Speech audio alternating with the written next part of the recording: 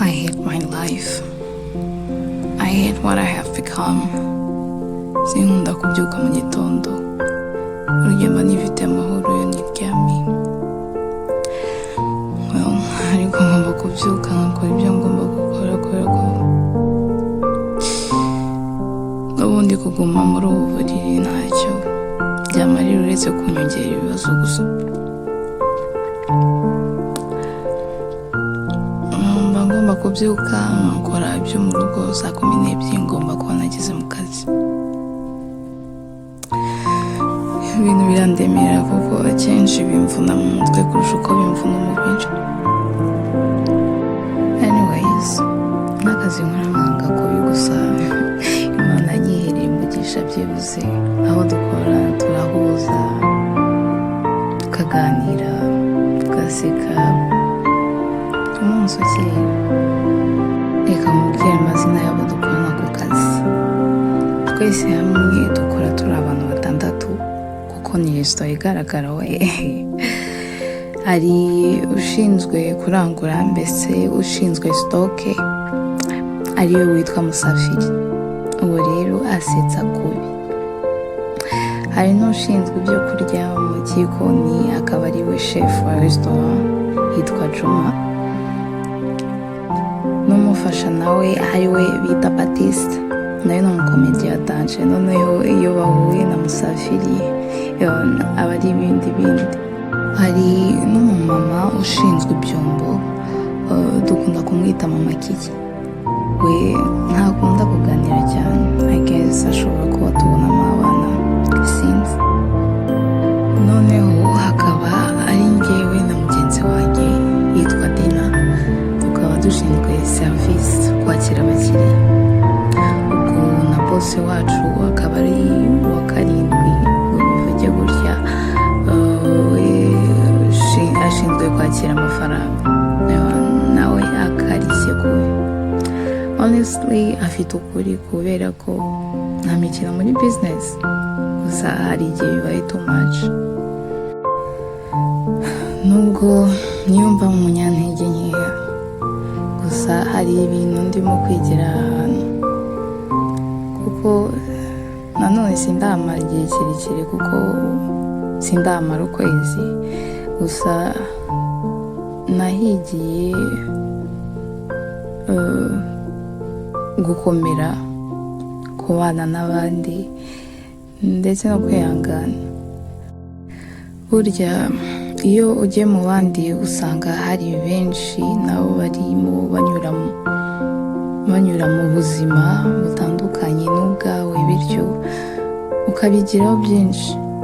Nubwo nta buzima busa bubaho, gusa akenshi bijya guhura cyane. Dina rero nasanze aha hantu ahamaze igihe, abakiriya baramuzi cyane. Ni umukobwa ushabutse ku buryo byabanje kuntera ubwoba kuko ndi umuntu utavuga menshi, cyane cyane mu bantu ntamenyereye. ushobora no kugira ko ntavuga. Nanone kuba ari umukobwa akenshi usanga tutabyumva kimwe. Hari utuntu tw'udukompetisiyo dukunda kuba mu bakobwa, ubwo rero nabyo byabanjije kuntera ikibazo. Gusa natunguwe n'ukuntu twaje guhuza kuko yanyakiriye neza, abanza no kumumenyereza uko akazi gakorwa. Yarambwiye ati, aha rero witegura aba bantu, hari abazajya bakubwira nabi, hari abazajya bagusuzugura, hari abatagize icyo batwaye, yewe hari n'abana beza. Nizere ko ufite umutima ukomeye kuko aha hantu uzawukenera. Ibyo rero si ibintu byari bintunguye kuko nanone nubwo bitakubuza kubabara, gusa nakubwiye uko nakoze mu kabari. Nubwo ntahamaze igihe kinini, gusa nabonye uko umukiriya akubonamo akakubonamo igikinisho. Benshi noneho mu kabari ho aba ari ibindi kuko usanga usanga hari abashaka kugukorakora, yewe hari n'uwo bashatse gufatira hanze ku ngufu bamwita indaya. Ubuzima hano hanze buragoye, abenshi barabyitiranya. Yego hari abakora ahantu nk'aho banigurisha, nyine ariyo nzira bahisemo, gusa hari n'abandi bahakora atariyo ntego, ari ukubura uko bagira. Muri ako kazi naho naje kuhakura inshuti, niba ntibeshye yitwaga Kasi. Murebeye kure wamubonamo inshanutsi, reka mvuge gutyo, kuko ntiyatinyaga no kugutuka biteye isoni ku babyeyi bawe. Gusa umwegereye afite byinshi byamugize uwo yabaye we. Yambwiye amateka yiwe y'ubuzima yakuriyemo, nsanga ari uwo gufashwa pe. Yakuze arerwa na mama we, nawe udashobotse, yari umwe w'inzoga.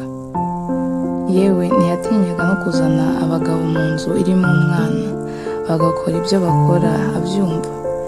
Yewe ngo hari n'uwagerageje kumufata ku ngufu nyina aryamye, nuko Imana irebera abayo, sinzi icyo yikanze, umwana bakize gutyo. Yarambwiye ati, sinigeze numva na rimwe ijambo ryiza rituruka mu kanwa ka mama. Akenshi yabaga afite umushiha, sinigeze mubona nk'umubyeyi uretse kuba yarambyaye gusa. Ku myaka yanjye 12 nize kwishakishiriza, kuko sinigeze ngira n'amahirwe yo kwiga nk'abandi bana. Ubwo rero nagombaga kuva mu by'ubwana nyiga ubuzima. Isi ntiyigeze nsekera, nakuze numva ndi ikivume, nakuze ntakunzwe n'uwitwa ko ndi urubuto rwo mu nda yiwe. Gutekereza rero ku isi yari kunyakira ikampereza urukundo ntigeze mbona ku mubyeyi wambyaye, ntibyigeze bintungura. Ubu sinzi ngo urukundo ni iki, kuko ntazi nk'uko rumera. Ubwo ibyo byose yabimbwiraga byandenze, amarira ariyo amanuka gusa. Ubwo se umuntu nk'uwo ni iki nari kumubwira muri ako kanya uretse kumuha hafi gusa? Nta kindi nakoze, naramuhobeye. Ubwo twese turaturika turarira, kuva icyo gihe twese twibera inshuti. Gusa nyuma y'aho ngaho twaje gutandukana, kuko naje gusubira mu rugo, ubwo ntitwongera guhura kuva icyo gihe mperukira mu kazi. Hari igihe ugira ngo ibyawe nibyo bikomeye, byibuze mfite ababyeyi bemeye guhara amagara yabo bakandinda uko bashoboye. Nubwo akenshi byari bibi, byibuze nabonye ibimenyetso y'uko bankunda. Singiye kurengera amafuti, gusa hari igihe tubyarwa n'ababyeyi nabo bifitemo ibibazo batazi uko babyitwaramo, ugasanga barabitura abana babo. Nakuze ntazi ko papa nkunda, kuko buri gihe byari inkoni, amagambo mabi. Wenda kenshi nabaga nakoze amafuti, ariko ibyo sinabibonaga, kuko yatuvugishaga ari uko yarakaye. Ntitwigeze na rimwe twicarana tuganira nk'abandi bana n'ababyeyi, na mama nawe byari uko. Gusa nagiye mbabona kenshi bahatana n'ubuzima kugira ngo mbone icyo kurya n'icyo kwambara, njye ku ishuri njye n'abavandimwe banjye. Wenda uko niko urukundo rwabo babashaga kurutugaragariza, ariko ntibikuyeho ko byatwangije. Gusa ndashimira Imana kuko yaborohereje, basigaye bicara bakaganira. Ibyo mbibonye nkuze, ubu sinzi no kuganira na papa.